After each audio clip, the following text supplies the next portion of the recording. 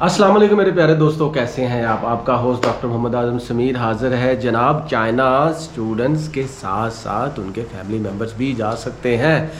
अब ये नई स्कीम निकाली है जी, बल्कि ये नई स्कीम नहीं है, ये तो अज़लों से ये काम चलता आ रहा है कि अगर आप वहाँ पे पढ़ते हैं, अगर आप वहाँ पे जॉब करते हैं, अगर आपका वहाँ पे बिज़नेस है, so you can bring your family with you. तो इस सिलसिले में माशाल्लाह बारिश आज हो रही है और मैंने कहा कि आप लोगों को ऐसी इन्फॉर्मेशन दूँ कि आपका दिल खुश हो जाए कि बहुत से लोग ये समझते हों कि शायद पता नहीं चाइना में वही बंदा जा सकता है जो कि स्टूडेंट हो, वही बंदा जा सकता है जो कि बिज़नेस करता हो, या वही बंदा जा सकता है जो कि वहाँ पे कोई जॉब करता हो। लेकिन उनको शायद ये नहीं पता कि वहाँ पे आपके फैमिली मेम्बर्स भी जा सकते हैं। फैमिली मेम्बर्स में कौन है? आपकी वाइफ है, या आपका हस्बैंड है, आपका बेटा बेटी, या आप किसी के बेटा बेटी हों, या आपकी अगर कोई वहाँ पे खाला है, फूफी है, या कोई ऐसा रिश्ता है। इवन तो आपके फ्रेंड्स भी आपको बुला सकते हैं, ये कोई इतना बड़ा टास्क नहीं है। तो आज मैं बात करूंगा जनाब इनके S1 वीज़ा। ये S1 वीज़ा है क्या? देखें दोस्तों, ये S1 वीज़ा वो वीज़ा है जो कि 180 डेज़ से ज़्यादा अगर आपने वहाँ पे स्टे करना हो, और S2 वीज़ा वो S2 वीज़ा है जो अगर आपने 180 डेज़ के बिलो रहना हो। तो अगर तो आप 180 डेज़ से ज़्यादा वहाँ पे रहना चाहते हैं, so you will have to apply for S1 visa which is very very key अगर आप अपनी फैमिली को वहाँ पे बुलाना चाहते हैं तब। दोस्तों, सबसे पहली बात तो ये है कि ये जो S1 वीज़ा है, इसकी जो डॉक्यूमेंट्स रिक्वायर्ड जो है ना, वो कौन कौन से हैं। पहली बात तो ये है कि आपको फील्ड फॉर्म रिक्वायर्ड है जो कि आपने ऑनलाइन विज़िट फॉर चाइना उसके लिए अप्लाई करना है। तो आपको 2 से 3 पेजेस का वो फॉर्म जनरेट होगा जिस पे आपके सिग्नेचर भी होंगे, आपका नाम पता, आपका नहीं जिसको आप बुला रहे हैं, आपका स्पाउस, ठीक है, उसका नाम पता एड्रेस सारा कुछ, उसके पासपोर्ट के सही से स्पेलिंग जो कि वहाँ पे हैं उसमें कोई गलती नहीं होनी चाहिए, उनका एड्रेस। और चूँकि आप उनको बुला रहे हैं या बुला रही हैं तो आपने अपना भी एड्रेस वहाँ पे देना, क्योंकि जिसको आप बुला रहे हैं वो बिल्कुल ही इस सिस्टम को वो नहीं जानता, but you know better than him और हर। तो आप उसका फॉर्म फिल करेंगे अच्छे तरीके से, सारी चीज़ें कंफर्म करेंगे, उसकी तस्वीर वगैरह लगाएंगे, और क्यों आ रहा है जी, क्यों आ रही है, वो है जी S1 या S2 वीज़ा। अगर हम S1 की ही बात कर लें तो आप उसको 6 माह के लिए या 1 साल के लिए या 2 साल के बुलाना चाहते हैं, या यूजुअली ये है कि ये पहले 1 माह का वीज़ा मिलता है, उसके बाद वहाँ पे जाके एक्सटेंड हो जाता है, जिसको हम रेजिडेंट परमिट बोलते हैं। तो आपने वो फॉर्म फिल कर लिया। फॉर्म फिल करने के बाद जो सबसे बड़ी चीज़ है आपका इनविटेशन लेटर, जो कि आपकी यूनिवर्सिटी से या आपके जहाँ पे जॉब करते हैं वहाँ से या आपके एम्प्लॉयर से वो फिल होना चाहिए, और वहाँ पे स्टैम्प होनी चाहिए, उसके सिग्नेचर होने चाहिए, ताकि ये भी तो होना भाई आप का जो मालिक है या आपके जो ऑनर है, जो आपका कॉलेज है, जो यूनिवर्सिटी है जहाँ पे आप पढ़ रहे हैं या पढ़ा रहे हैं, जहाँ पे आप काम कर रहे हैं, वो बुलाना चाहते हैं या नहीं बुलाना चाहते।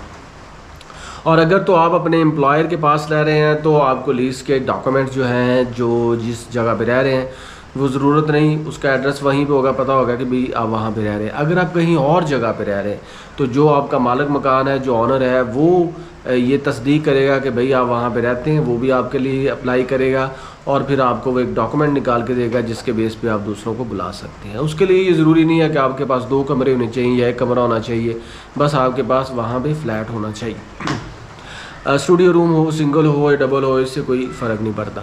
अब जनाब इसके साथ साथ आपका उसका पासपोर्ट, उनके पासपोर्ट के साथ साथ उनकी तस्वीरें, इसके साथ साथ उनकी बैंक स्टेटमेंट, अगर बैंक स्टेटमेंट नहीं है तो आप अपनी बैंक स्टेटमेंट लगा दें, और आप अपने जो मंथली स्टाइपेंड आपको मिल रहा है, या आपको जॉब मिल रही है, या जो आप बिज़नेस से कमा रहे हैं उसकी सारी डिटेल, ताकि यार पता हो कि आप जिसको बुला रहे हैं या जिनको बुला रही हैं या हैं उनके पास भी पैसा है, या आप उनको ख़ुद से इन्वेस्ट करना चाहते हैं, उनको आप सपोर्ट करना चाहते हैं, ये सारी चीज़ें कंफर्म होनी चाहिए। उसके बाद दोस्तों आपने क्या करना है जी, उसके बाद क्या करना है, जब आप ये फॉर्म जनरेट कर लेंगे, सारी मामला तो ओके हो जाएंगे, उसके बाद जी वो फॉर्म लेके साथ में दूसरे डॉक्यूमेंट्स जो अभी मैं आपको बता रहा हूँ, हेल्थ के डॉक्यूमेंट्स भी हैं, चाइना को पंक्चर से वो रिपोर्ट ले लें, इसके अलावा जी आप अपने एक्सरे वगैरह ले लें, साथ में जी आपका पुलिस करेक्टर सर्टिफिकेट होना चाहिए जो बंदा आ रहा है, और वो मोफा से अटेस्टेड भी हो। अगर इस सिलसिले में कोई डॉक्यूमेंट्स चाहिए, आपके एकेडमिया के इन्वॉल्व हैं तो उनको भी अटेस्ट करवा लें मोफा से, HEC से, और दूसरे जितने भी इंस्टीट्यूशन हैं। तो इन तमाम डॉक्यूमेंट्स का एक पुलंदा बनाएं जनाब, 2 कॉपी करें, और साथ में जनाब आपको इन्विटेशन लेटर या जो आप उसको बुला रहे हैं या बुला रही हैं तो वो तो बहुत ज़रूरी है। इसके साथ साथ जी एम्बेसी आपको वीज़ा डायरेक्ट नहीं देगी। वो एक थर्ड बॉडी है जिसका नाम है जी जैरिक ऑफिस। वो इस्लामाबाद में भी है, लाहौर में भी है, अपनी मैं तमाम वीडियोज़ में बता चुका हूँ। आपको फिर वहाँ पे अपॉइंटमेंट मिलेगी 8 हफ्ते बाद, 4 हफ्ते बाद, वो जो भी स्लॉट उनका चल रहा होगा। आपने जनाब उसी स्लॉट में वहाँ पे चले जाना है, साथ में ये सारे डॉक्यूमेंट्स लेके जाने हैं, 2 कॉपीज़ के साथ तस्वीर आपकी वहीं पे ले लेंगे। और उसके साथ जना हाँ टिकट जो है ना आपकी प्लेन की टिकट वो आप ना ख़रीदें। उसकी वजह यह है कि चाइना का कोई भी वीज़ा है उसकी टिकट हम बाद में ख़रीदते हैं, वो ज़रूरी नहीं है, दैट्स नॉट कंपलसरी और नेसेसरी फॉर S1 और S2 वीज़ा। तो अब जनाब मामला ये है कि आपने ये सारे डॉक्यूमेंट्स वहाँ पे लगा दिए, या वहाँ पे आप जैरी के ऑफिस में पहुँच गए, वहाँ पे जाके आपने टोकन लेना है और आपकी पिक्चर वहीं पे ले लेंगे वाइट बैकग्राउंड के साथ। अब जनाब अली जब आपकी पिक्चर वहाँ पे ले ली, आपने अपने डॉक्यूमेंट्स खिड़की में जमा करवा दिए, फिर वो आपको आपके डॉक्यूमेंट्स को जैरी के ऑफिस का जो ऑफिसर्स है वो उसी वक्त चेक करेगा, और अगर वहाँ पे आपका कोई डॉक्यूमेंट मिस हुआ तो आपको वो वही बता देगा या बता देगी कि भाई या बहन ये डॉक्यूमेंट्स आपका कम है, इसको आप पूरा करो। अगर आपके सारे डॉक्यूमेंट्स पूरे हैं तो उसके बाद वो आपने अनदर खिड़की में जाना है, वहाँ पे जाके आपका हल्का फुल्का सा इंटरव्यू होगा और उसके बाद आपने फ़ीस जमा करानी है। जहाँ तक इसके फ़ीस का ताल्लुक है तो वो जनाब 12-14 हज़ार से लेकर 18,000 तक भी हो सकती है, डिपेंड करता है कि आपने वहाँ पे अटेस्टेशन करवानी है या नहीं करवानी, बल्कि आजकल इसकी भी फ़ीस है। तो भाइयों ये तो बातें हैं जी बहुत ही अहम, इसके अलावा 2 बातें और भी अहम हैं। पहली बात तो ये कि ये जहन में रख लें कि आपको अगर बाहर से कोई बंदा स्पॉन्सर कर रहा है, ही और शी इज़ कॉलिंग यू, तो आपको अपनी बैंक स्टेटमेंट की ज़रूरत नहीं है। लेकिन फिर भी 80,000, 90,000 या 1 लाख की अगर बैंक स्टेटमेंट साथ में पुट कर देंगे या कर देंगी तो वो आपका प्लस पॉइंट है। दूसरी बात ये है कि टिकट बहुत से लोग हैं पहले परचेज़ कर लेते हैं। ये जो वीज़ा है इसमें बहुत सी चीज़ें हैं जो कि बाद में क्लियर करनी होती हैं और वीज़ा रिजेक्शन के चांसेस भी होते हैं। सो इसलिए you will have to think about it first कि आपने जो टिकट है वो बाद में लेनी है, ये ना हो कि वो आपकी टिकट ज़ाया हो जाए। तीसरी बात यह है दोस्तों कि इस वीज़े में आपकी श्योरिटी जो है वो 25% है। मैं तो कहता हूँ कि मे बी 20% लगा लें as compare to student visa, as compare to job visa.